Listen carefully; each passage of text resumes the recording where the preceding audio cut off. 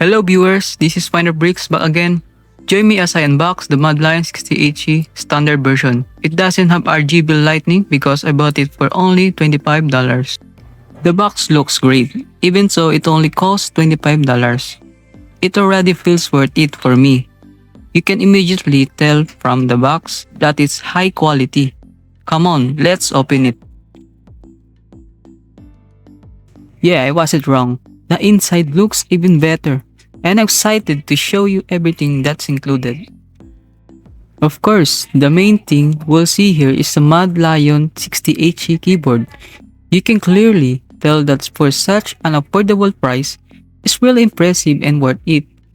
I'll set aside for now. We'll do a physical check later, and first, take a look at the other items included. First, the manual is included as well. If you're familiar with Wooting 60HE, this one has a similar tag design on the side. And that's it right here. Well, assemble it later. So don't skip the video. Thank you. There's a separate section inside. So let's take a look. Here's the keycap puller. I'll show you later how to use it.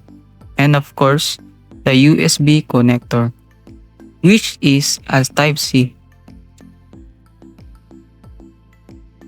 Now, let's test the keyboard, its sounds and keycaps and the switches.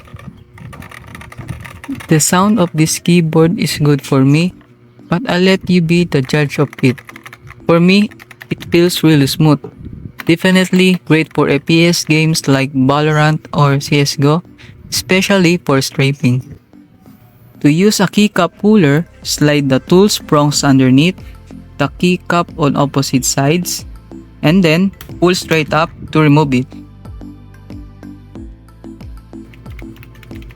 The switch used here is a SIPO switch.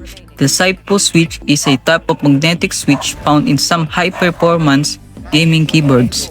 This one also doesn't have a RGB lighting since it's a standard version, but it does have an 8K polling rate. In my next video, I'll show you its software and performance, so don't forget to subscribe and click the notification bell to stay updated. Thank you for watching.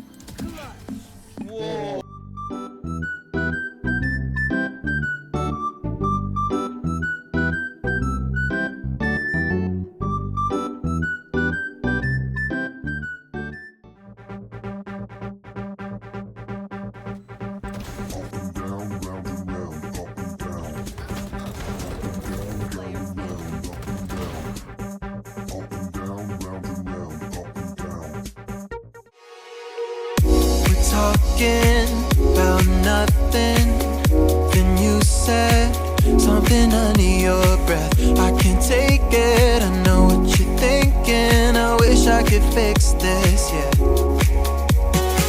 If there's something that you need to say, I know